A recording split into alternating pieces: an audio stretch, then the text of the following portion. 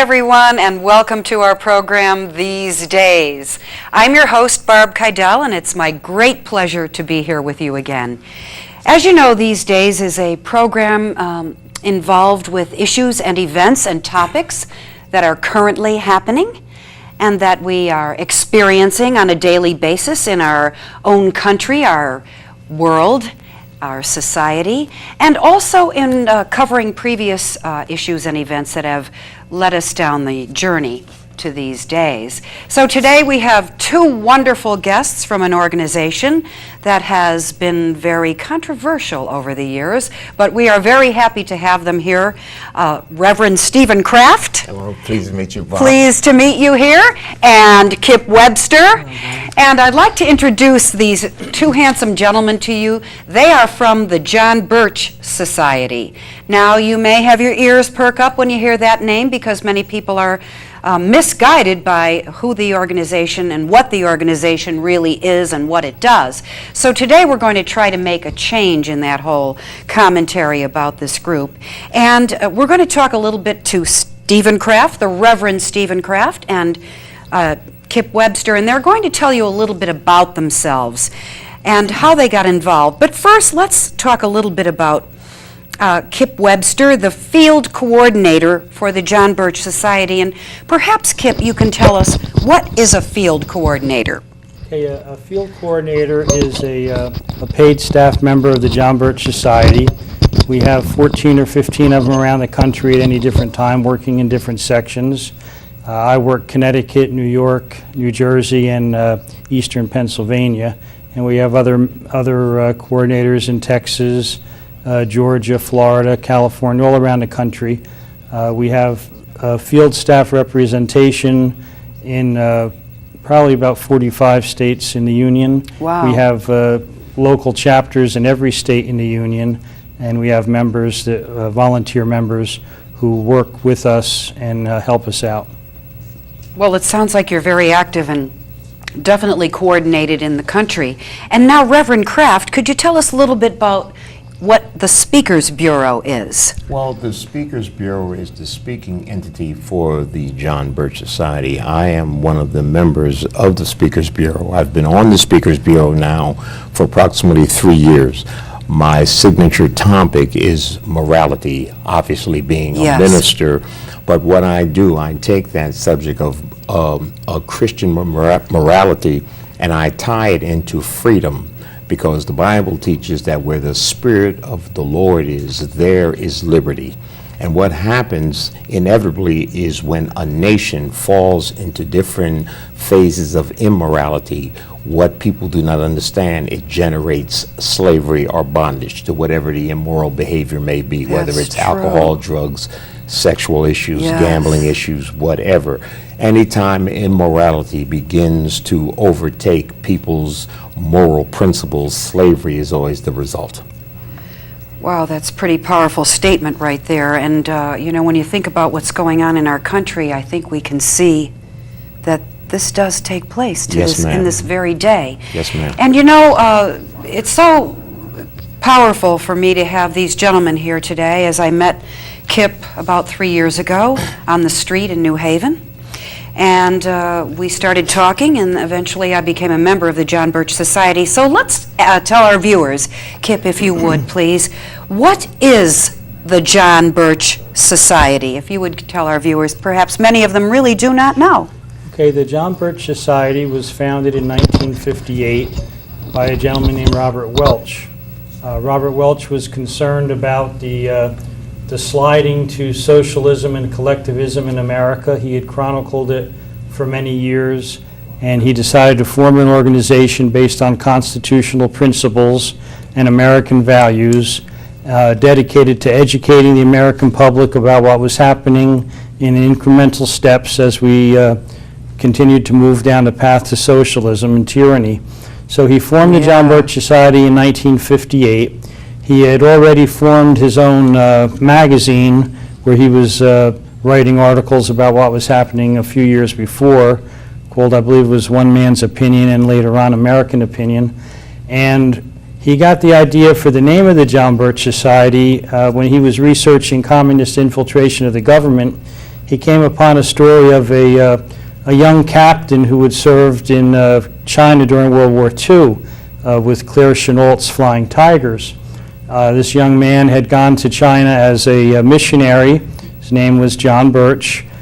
Became very well schooled in Chinese language and different dialects, and opened up a number of churches in the area.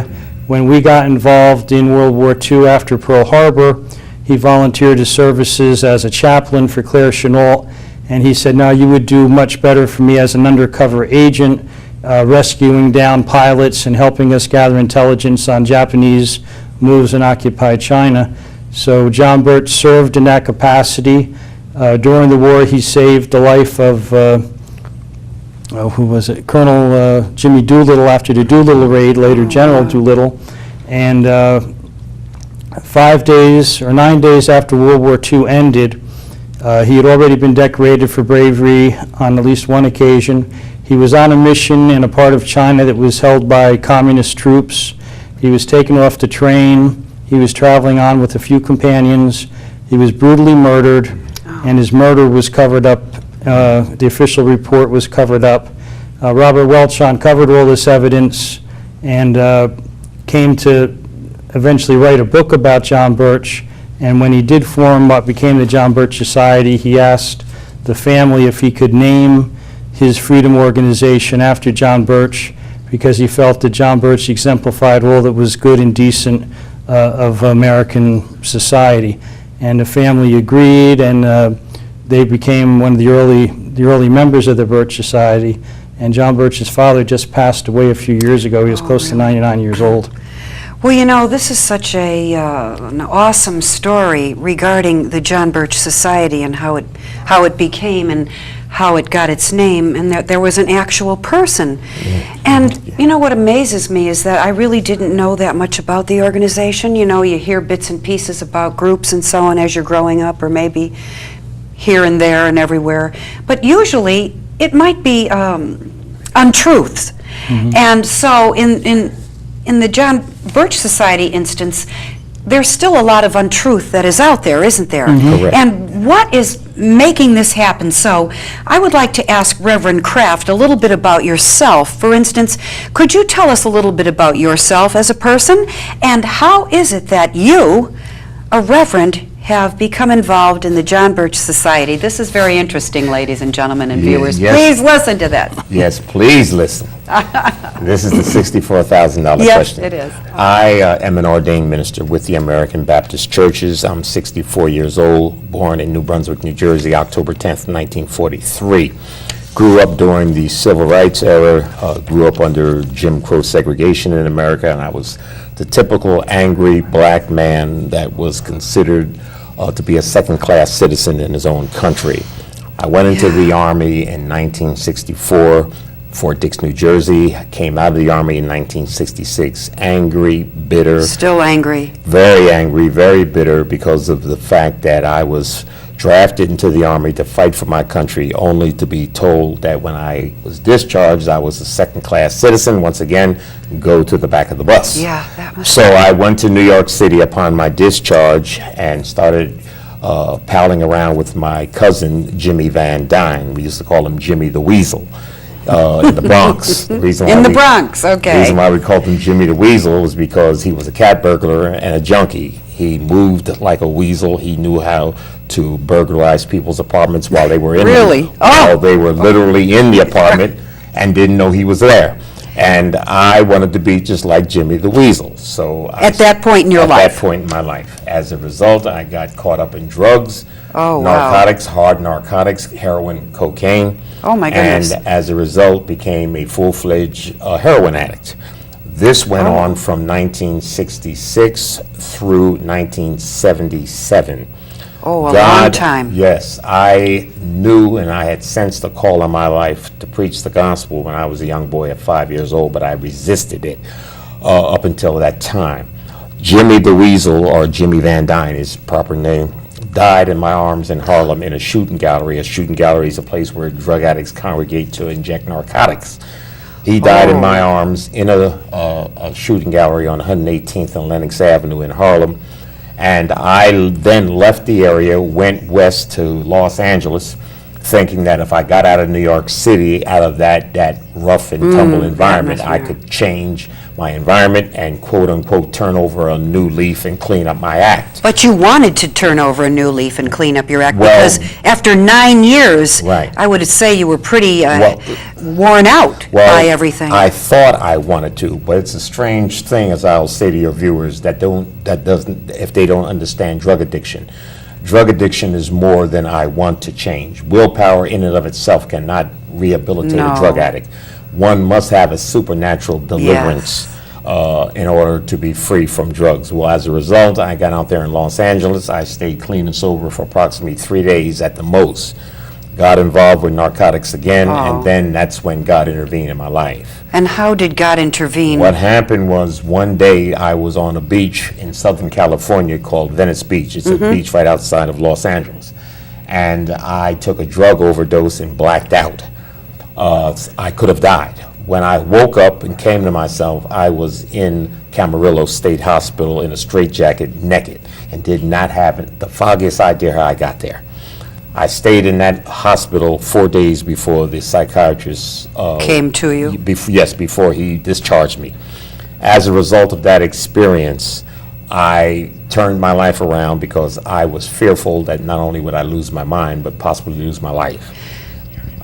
Well, you know, just listening to this commentary from early on to that moment in time encompassed so many emotional roller coaster rides, spiritual darkness, and behaviors that could have killed yourself. Yes. But you know, that wasn't the purpose of your Exactly. life. So God had a plan. Exactly. And here you are sitting here today. And you know, a lot of people seem to dismiss all this, you know, things that happen to you as, oh, it just randomly happened. Oh, I changed my mind. Oh, I got into a coincidental situation, which is not true, because I think we're hardwired to a spiritual creator, and that, you know, if you open up your heart and he needs to use you and welcome you back into his arms, you're going to get knocked on your behind, just like Saul did, and became Paul. So, I mean, God knows us, and sometimes we do go astray. So in the big picture, when you bring yourself up to that point, how did you become a reverend? What happened Well, then? then what happened, because of that fearful experience in Camarillo State Hospital, I was totally humbled, and I discovered for the first time in my life that it is not a bad place to be when you're on the bottom. Because when you're on the bottom, there's only one way you can go, and that's up. Correct. Right, there's no other way you can go. Conversely, when you're on the top of life, there's only one way you can go, and that's down. So what happened to me was I had purposed in my heart, knowing that if I continued in that lifestyle in which I was living, I would die or lose my mind. I got involved in a church in Los Angeles, California, the Reverend Fred Price's church, and I was literally in that church every night and every day. And God changed me from the inside out. I was not rehabilitated, I was transformed. And that's different. That's a different concept. When people talk about you cannot rehabilitate addicts or criminals, basically they're correct, Barbara, because when you rehab something, you send it back to its original state. Criminals in their original state are criminals. You cannot rehab a criminal, you have to transform. Transform means to change them from something they were not to something totally new. And that's why the Bible says if anyone's in Christ, he's a new creature. All things pass away, behold, all things become new. You find that in 2 Corinthians 5:17. So I was transformed from the inside out by getting spiritual principles, the scriptures into my heart. After that, then I got married the next year. This was 78 rather. I got married to my wife. She's a school. We've been married ever since, 32 years now. Matter of fact, our anniversary will be coming up on the 18th of this month, June. So what happened then was we had our first child a year later, Stevie Jeremiah. He's 31. He's married to a beautiful woman. She's a school teacher as well. And then I went to Bible college. I went to Central Bible College in Springfield, Missouri. Graduated in the class of 1993 with a major in Bible and a minor in pastoral counseling. I did so well there that I was then offered a full ride, a full scholarship to Harvard Divinity School in Cambridge, Massachusetts. Oh, my goodness. Went to Harvard University School of Divinity, graduated in the class of 96, and became a prison chaplain and an evangelist. I went then out to Jefferson City, Missouri, and served as a correctional chaplain at the Missouri State Penitentiary, telling inmates my story and being their chaplain for 6 years. Unfortunately, my mother developed Alzheimer's at that stage. I had to resign, come back to New Jersey to get her put into a nursing home, which she is to this day. Is she? And yes, and she's 87 now. Brought her back, got her in a nursing home. And then I began to work as a teen abstinence educator in urban schools, telling young teenagers, trying to show them, impart to them a better lifestyle than sexual promiscuity, talking to young boys who didn't have a father's image in the house, being mentors to them, encouraging young girls to practice abstinence rather than sexual promiscuity. Yeah. Then I worked as a drug counselor for a while, and then my last full-time position was at a private prison in central Pennsylvania, Shannon Valley Correctional Center, where I served as a chaplain up until March of this year when I retired from there.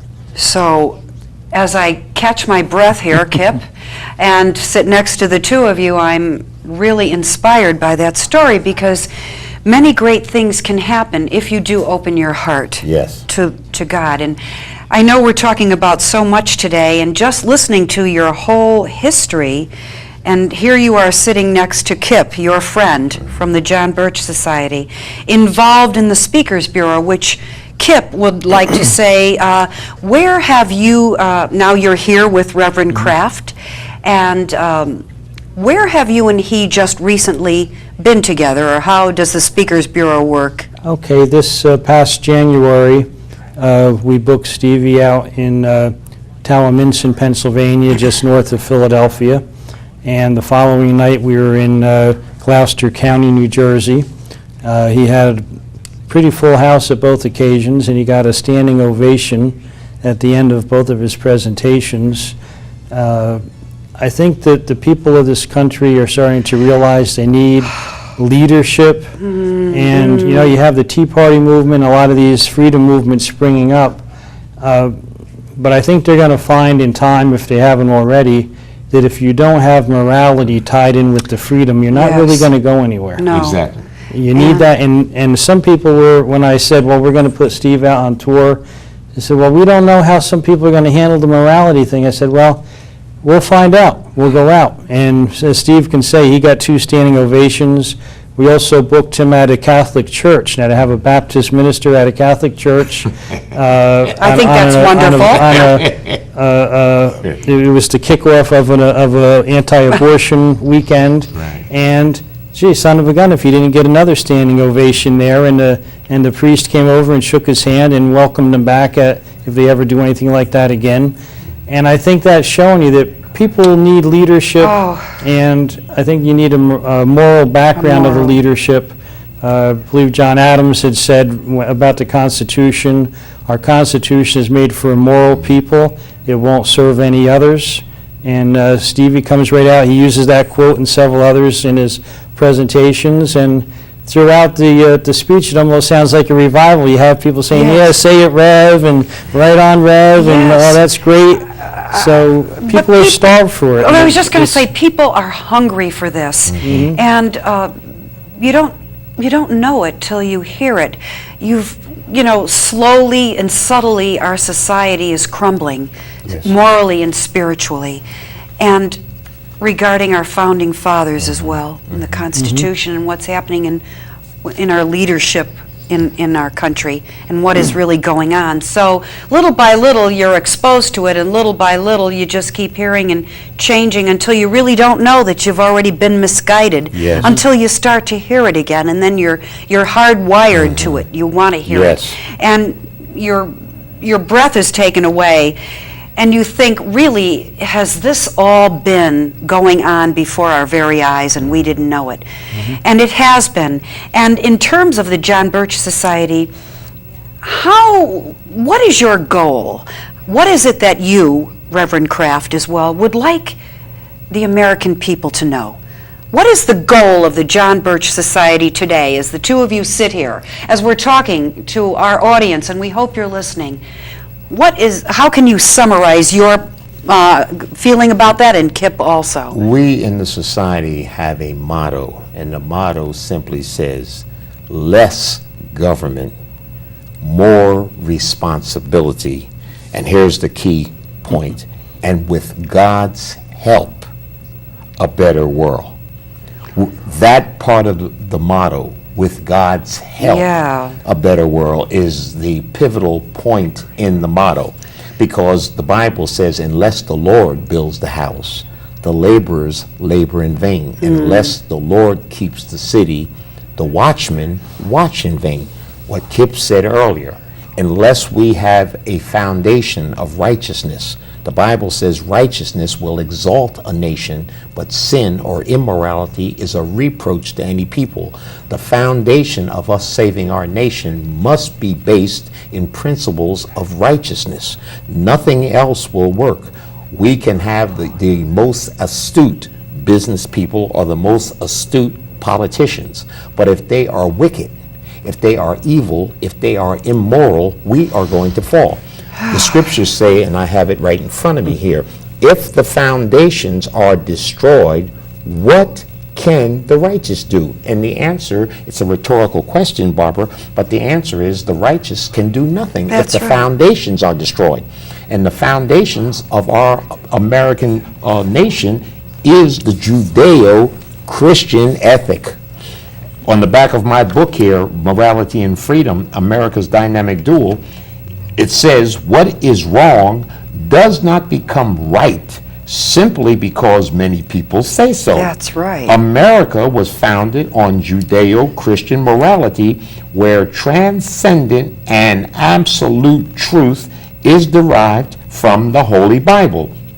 I challenge the reader to reject the moral relativism prevalent in today's society. We must reject spiritual slavery. For where the Spirit of the Lord is, there is liberty. And people have been deceived to believe that our nation was founded on secular humanism, postmodernism, and atheism, or at best, if you must have a grain of religion, religious pluralism. That is not true. Just let me read to you one quote from one of the founders in my book. Patrick Henry said, quote, "It cannot be emphasized too strongly or too often that this great nation," speaking of America, "was founded not by religionists, but by Christians. Not on religions, but on the gospel of Jesus Christ." You can't get any more definitive than that. And for this very reason, people of other faiths have been afforded asylum, prosperity, and freedom of worship here. Bad men cannot make good citizens. In a vitiated state of morals, a corrupted public conscience are incompatible with freedom. In other words, if our conscience, or if our collective conscience as a nation is corrupt, then freedom's going out the window. It is. For everybody. For everybody. And Kip, in terms of what Reverend Kraft just said, how would you add to that, or put in your own feelings regarding our founding fathers, as what he said, and what the real truth of our Constitution and liberties you are? can go back in history. Now, I've always been a student of history. I've self-taught, and I've written over 200 historical articles over the years, and it keeps coming back on the moral issues. George Washington, several of the officers of the Continental Army, they firmly believed that they saw God's hand in saving the army from destruction when it retreated off of New York to get out of that bad situation after the battle on Long Island and over there. All of a sudden the wind changes direction and the British ships can't come in and swallow up the army as it's retreating across the river. A fog sets in, and the British can't find it. Amazing. Find them. All of these certain things happened at crucial times of the Revolution. He gets across the Delaware River when nobody expects that he would be able to do it, and he wins the Battle of Trenton. And George Washington took it so seriously that soldiers were punished for taking the Lord's name in vain. right. Because they did not want to risk losing God on their side. Right, right. So we're a constitutional organization, and we also have the background with the religion and morality. And what we've tried to do over the years is just bring us back to our roots. The founders created a limited government with a constitution, a Bill of Rights, which was a limit on the government, not on the people. And we're just trying to remind people of that, because a lot of this stuff isn't being taught in the schools anymore. It's not being emphasized, it's being downgraded, and people will say, oh, the Constitution. In fact, Franklin Roosevelt said the Constitution was made for horse and buggy days. It doesn't work anymore. Gee, I mean, it just freedom seems... never goes out of style. I know, it never does, and you know, what amazes me is what I hear you say and what I hear you say, and yet it's starting to become, again, an awareness for people, because somehow we got, you know, we were under an illusion, a veil of an illusion, which I believe is the secular illusion. Is that correct? Correct. Where you take away the reality and the truth of the Bible because perhaps you laugh at it or you scoff at it. It doesn't fit into our time frame anymore. It doesn't actually apply. But all of this that you have said is what the foundation of this country Exactly. is. And we cannot lose it. You cannot lose it. And here we are with this gigantic country now of over 300 million people, and people are starting to come out into the streets. Now, the John Birch Society is a special organization which I would like you, Kip, to leave with 1 minute we have left to go. And what one thing can you tell our viewers before we say goodbye at this segment? Okay, well, our members, our volunteer members, are working very hard. We go to street fair booths, we have video presentations in libraries, we hand out information, pocket-sized constitutions, we encourage people to watch our DVDs on our Great Country Overview of America, several other ones that we have. We're always trying to educate people and provide leadership for those who want to save their country. And I hope that you continue this wonderful calling. Reverend Kraft, thank you for being with us Thank from the you for John having Birch me. Society. Thank you. Kip Webster Thank you for again, being a John member. Birch Society, and I'm very happy to be here with you again tonight. And we're going to have these two wonderful gentlemen back, and you can learn more and become a participant. Thank you again, and we'll see you. Take care.